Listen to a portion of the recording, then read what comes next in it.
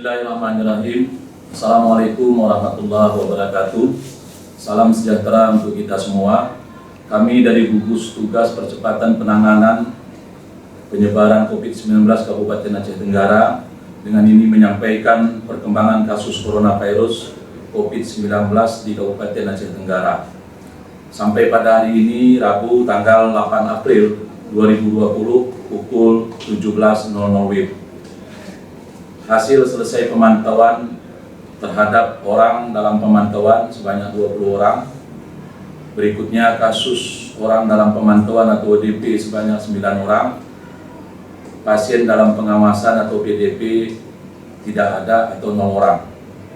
Dalam kesempatan ini kami ingin juga menyampaikan dalam rangka pencegahan penularan virus ini kepada kita semua.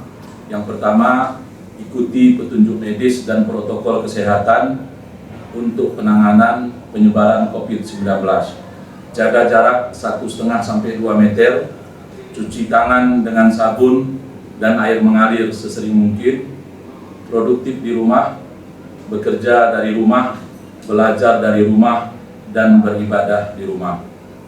Semua wajib memakai masker N95 dan masker bedah hanya dipakai untuk petugas medis dan kita dianjurkan memakai masker kain.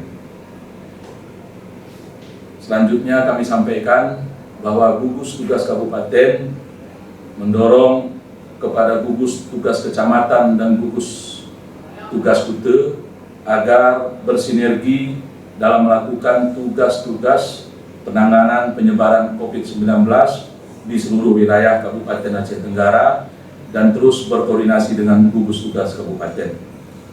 Kepada seluruh masyarakat Kabupaten Aceh Tenggara, kami menghimbau untuk bekerja sama dengan kesadaran yang baik dalam hal melaporkan kedatangan dari luar negeri, dari daerah pandemi atau daerah terjangkit COVID-19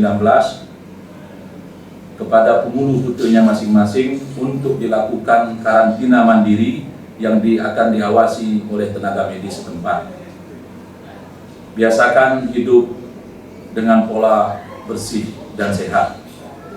Mudah-mudahan dengan kerjasama dan sinergi kita semua antara segenap lapisan masyarakat dan seluruh pemangku kepentingan, penanganan penyebaran virus COVID-19 ini dapat kita tangani dengan sebaik-baiknya. Demikian, billahi taufiq wal hidayah. Wassalamualaikum warahmatullahi wabarakatuh.